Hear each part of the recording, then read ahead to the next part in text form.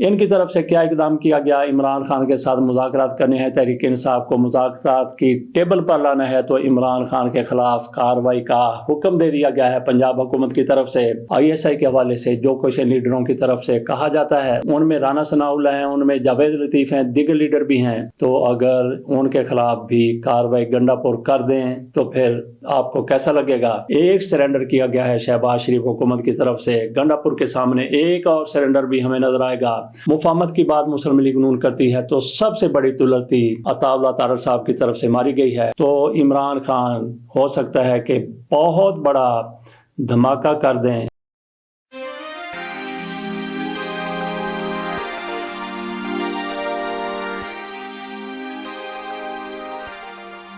बिस्मिल्लाहिर्रहमानिर्रहीम।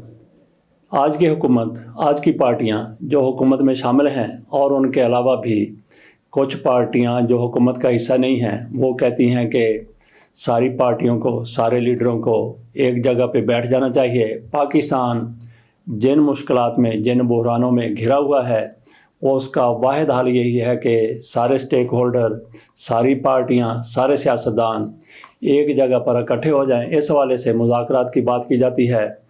तहरीक इंसाफ के साथ मुज़ाकरात के हवाले से भी मुस्लिम लीग नून कई बार कह चुकी है, पीपल्स पार्टी भी कह चुकी है। मुस्लिम लीग नून के लीडरों की तरफ से तो बार बार कहा जाता है कि इमरान खान को ज़िद छोड़ देनी चाहिए। वो कहते हैं कि मैंने बात करनी है तो पाक फ़ौज के साथ बात करनी है, अदारों के साथ बात करनी है, एस्टेब्लिशमेंट के साथ बात करनी है।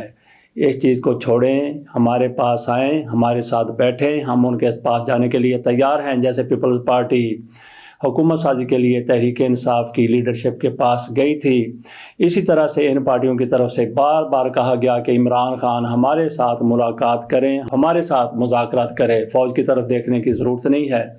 लेकिन तहरीक इंसाफ का ये स्टांस रहा है कि जब आपके पास कोई इख्तियार नहीं है, जिनके पास इख्तियारात हैं, जो पाकिस्तान में कुछ कर सकते हैं, उनके साथ मुज़ाकरात किए जाएं तो ज़्यादा बेहतर है। तहरीक इंसाफ की तरफ से इन लोगों के साथ मुस्लिम लीग नून, पीपल्स पार्टी के साथ मुज़ाकरात से इनकार किया गया, लेकिन इनकी तरफ से फिर भी यही कहा गया कि मुज़ाकरात के सिवा कोई चाराकार नहीं है। लेकिन अब इनकी तरफ से इमरान खान के ख़िलाफ़ कार्रवाई की जा रही है। किसकी तरफ से की जा रही है? पंजाब हुकूमत की तरफ से की जा रही है। मुस्लिम लीग नून की हुकूमत है, मरियम नवाज शरीफ साहिबा इस हुकूमत की सरबराह हैं। कहा गया है कि इमरान खान अदारों के ख़िलाफ़ नफ़रत अंगेज़ बातें कर रहे हैं, तो पंजाब हुकूमत उनके ख़िलाफ़ कार्रवाई करेगी। गोया इमरान खान को एक तरफ मुज़ाकरात की दावत दे रहे हैं, तो मुज़ाकरात की जब आप किसी को दावत देते हैं और आपका वो सियासी मुखालिफ होता है और आपको वो खींच भी रहा होता है, आपको वो धरूक रहा होता है, तो फिर आपको कुछ एतमाद साजी के इक़दाम भी करने होते हैं। क्योंकि आज हुकूमत को ज़रूरत है कि इमरान खान इनके साथ एक प्लेटफार्म पर आ जाएं, एक पेज पर आ जाएं, कम अज़ कम जितने भी निकात पर आ सकते हैं पाकिस्तान के तहफ़्फ़ुज़ के लिए, पाकिस्तान की तरक्की के लिए, इस्तेहकाम के लिए, खुशहाली के लिए, जिससे पाकिस्तान की मईशत बेहतर हो सकती है। तो इस हवाले से अगर ये एक प्लेटफार्म पर आ जाते हैं तो बेहतरीन हो सकता है। तो इसके लिए मुज़ाकरात अहम तरीन होते हैं। मुज़ाकरात के लिए फिर एतमाद साजी के इक़दाम किए जाते हैं। एतमाद साजी के क्या इक़दाम हो सकते हैं कि लीडरशिप को रिहा करने की तरफ जाया जाए, मज़ीद मुकदमात ना बनाए जाए, अगर कोई मुकदमात हैं जिनको ख़त्म किया जा सकता है उनको ख़त्म कर दिया जाए। ये एतमाद साजी के इक़दाम हो सकते हैं। लेकिन इनकी तरफ से क्या इक़दाम किया गया? इमरान खान के साथ मुज़ाकरात करने हैं, तहरीक इंसाफ को मुज़ाकरात की टेबल पर लाना है, तो इमरान खान के ख़िलाफ़ कार्रवाई का हुक्म दे दिया गया है पंजाब हुकूमत की तरफ से कि ये अदारों के ख़िलाफ़ नफ़रत अंगेज़ बातें करते हैं। इससे पहले एक अदालत की तरफ से भी यही हुक्मनामा जारी किया गया था कि इमरान खान चूँकि अदारों के ख़िलाफ़ बात करते हैं, इसलिए इनकी मीडिया कवरेज नहीं होनी चाहिए। और इससे पहले वैसे ही बगैर किसी हुक्म के इमरान खान की कवरेज नहीं हो सकती। लेकिन तस्वीर फिर भी इमरान खान की अदालत के अंदर से बाहर आ जाती है। बात हम मुज़ाकरात की कर रहे थे कि ये लोग मुज़ाकरात की बात करते हैं, एक तरफ मुज़ाकरात की बात और दूसरी तरफ फिर कार्रवाई भी की जा रही है कि इमरान खान ने बयान दिए हैं। ये पंजाब हुकूमत की तरफ से कार्रवाई की जा रही है, मुस्लिम लीग नून की हुकूमत है यहाँ पे। तो नाज़रीन थोड़ा सा गौर कीजिए, इनके लीडर पाक फ़ौज के हवाले से, जनरल कमर जावेद बाजवा के हवाले से, जनरल फैज़ हमीद के हवाले से, वो रिटायर हो चुके हैं, लेकिन आज के जो जनरल हैं उनके हवाले से, जनरल आसिम मुनीर के हवाले से, ISI के हवाले से जो कुछ लीडरों की तरफ से कहा जाता है, उनमें राना सनाउल्लाह हैं, उनमें जावेद लतीफ़ हैं, दिगर लीडर भी हैं, تو اگر ان کے خلاف بھی کارروائی گنڈا پور کر دیں تو پھر آپ کو کیسا لگے گا؟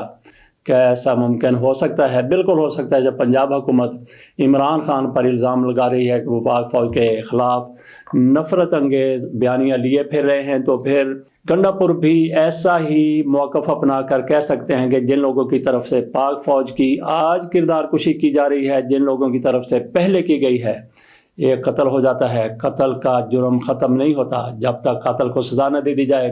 پاک فوج کے حوالے سے جس نے جس موقع پر بھی کردار کشی والی بات کی ہے، پاک فوج کے خلاف زبان درازی کی ہے، اس کا جرم اسی طرح سے موجود ہے۔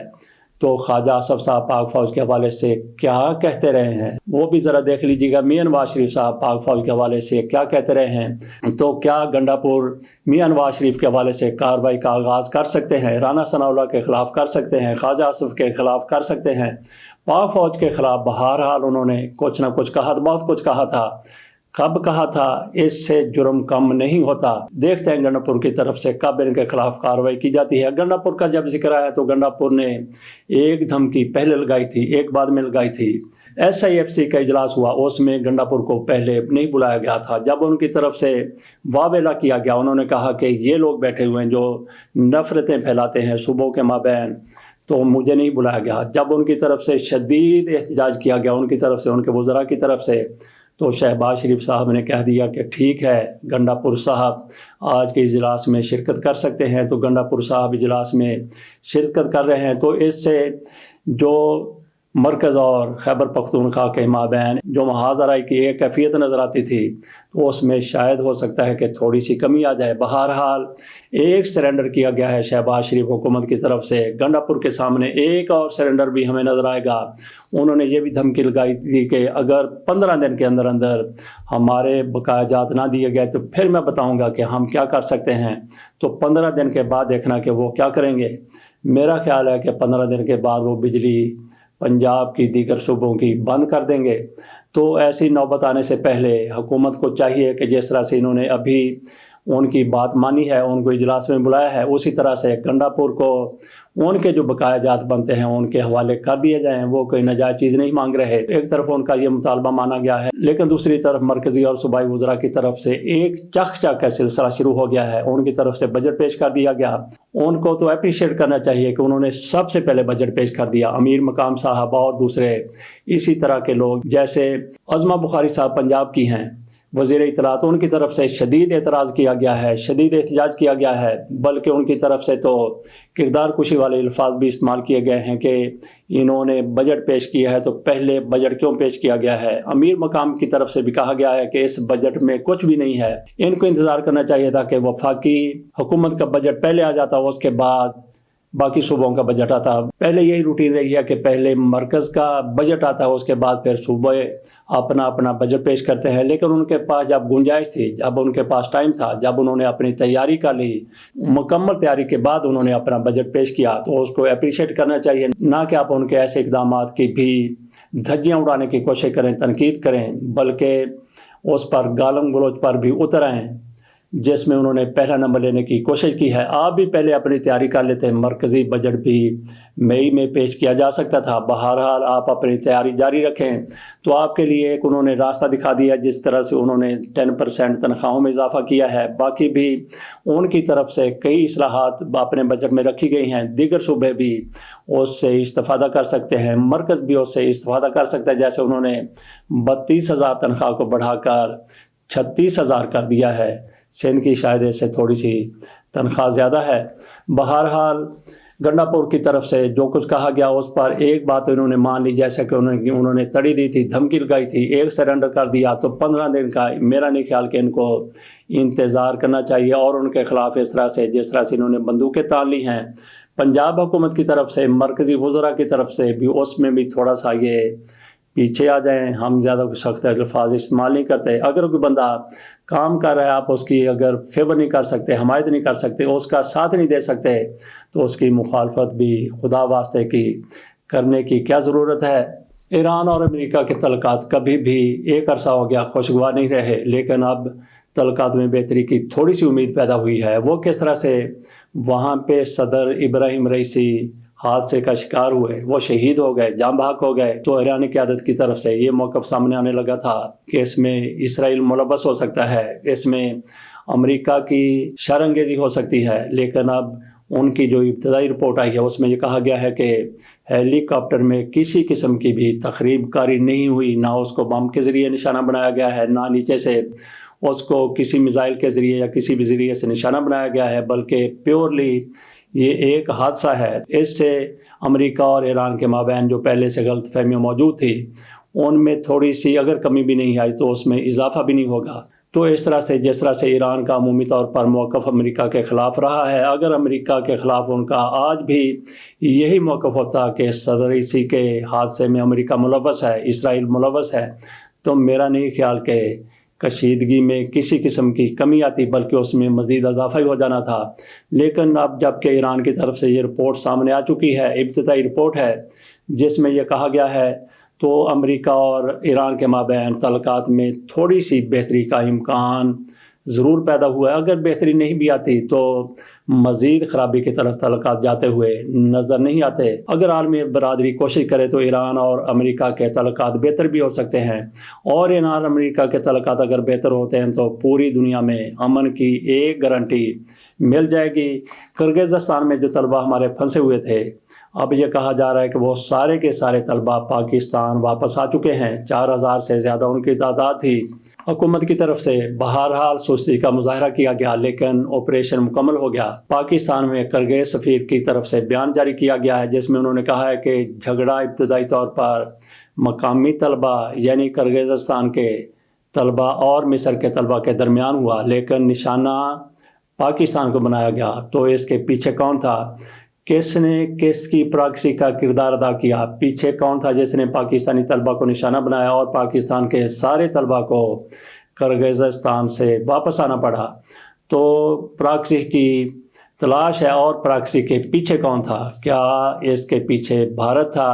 تو پراکسی کا کردار کس نے ادا کیا؟ میں سمجھتا ہوں کہ پراکسی کا کردار ادا کیا ہے کرغز طلبہ نے۔ وہ کتنے ہو سکتے ہیں جو پاکستانی طلبہ پر چڑھ دوڑے، پہلے چند ایک آئے ہوں گے اور اس کے بعد پھر باقی نے دیکھا دیکھی پاکستانی طلبہ پر حملہ کر دیا۔ یہ ہو سکتا ہے کہ یہ طلبہ بھارت کی پراکسی بنی ہوں اور اس کے پیچھے بھارت ہو۔ یہ تو ایک تھوڑا سا گیس کیا جا سکتا ہے، اندازہ کیا جا سکتا ہے، لیکن ہو سکتا ہے کہ کوئی اور بھی ایسی طاقت ہو جس کو کرغزستان میں موجود پاکستانی طلبہ سے کچھ معاملہ ہو اور اپنے طلبہ بھی وہ وہاں پہ ایڈجسٹ کروانا چاہتا ہو۔ اس کے علاوہ بھی کچھ نہ کچھ اور ہو سکتا ہے کہ یہ طلبہ کس کی پراکسی بنے ہیں۔ پراکسی بنے ہیں، یقینی طور پر بنے ہیں کہ جھگڑا مصری طلبہ کے ساتھ ہوتا ہے اور نشانہ پاکستانی طلبہ کو بنایا جاتا ہے ان لوگوں کو سامنے لانے کے لیے جو اس کے پیچھے تھے۔ بھارت تھا، راہ تھا، یا کوئی اور ملک تھا؟ تو اس کو دیکھتے ہیں کہ ہمارے ادارے کب سامنے لے کے آتے ہیں۔ مفاہمت کی بات مسلم لیگ نون کرتی ہے تو سب سے بڑی تلتی عطا اللہ طارق صاحب کی طرف سے ماری گئی ہے۔ انہوں نے کہا ہے کہ ایسے لوگوں کے ساتھ مذاکرات نہیں ہو سکتے جو سیاسی محاذ آرائی کے خواہش مند ہیں۔ ان کا اشارہ کدھر ہے؟ وہ عمران خان کی طرف، تحریک انصاف کی طرف وہ اشارہ کر رہے ہیں کہ یہ لوگ تو محاذ آرائی کی خواہش رکھتے ہیں۔ تو جب جو بھی پارٹی حکومت میں ہوتی ہے اس کو اپوزیشن ایسی ہی نظر آتی ہے، اس کو اپوزیشن دہشت گرد نظر آتی ہے، اس کو اپوزیشن ملک دشمن نظر آتی ہے، جیسا کہ طارق صاحب کو نظر آ رہی ہے۔ اور ان لوگوں کی بقا اسی میں ہے کہ عمران خان کو نہ اپنے نزدیک نہ لگنے دیں، تحریک انصاف کو آگے نہ آنے دیں۔ تو ایک طرف یہ مفاہمت کی بات کر رہے ہیں اور عطا اللہ طارق صاحب اس مفاہمت کو ٹانگ بھی مار رہے ہیں، دلتی بھی مار رہے ہیں۔ تو دلتی ماریں گے، اگر بم کو کوئی دلتی مار دیتا ہے تو پھر اس کا کیا نتیجہ نکلتا ہے؟ بہرحال ان کو یہ پتہ ہے کہ اگر عمران خان آگے آ جاتے ہیں، اور ان کی پوری کوشش ہے کہ عمران خان اور پاک فوج کے مابین کسی قسم کی قربت اور مفاہمت نہ ہو سکے۔ اگر ایسا ہو جاتا ہے تو ان کے لیے یہ سارا کچھ پھر زہر قتل ہوگا اور ان کے لیے ایک بہت بڑا دھماکہ ہوگا۔ تو عمران خان ہو سکتا ہے کہ بہت بڑا دھماکہ کر دیں جو ان سارے لوگوں کو لے بیٹھے۔ اجازت دیجئے اور دھماکے کا انتظار کیجئے، اس قسم کا دھماکہ نہیں بلکہ کوئی سیاسی دھماکہ۔ اللہ حافظ۔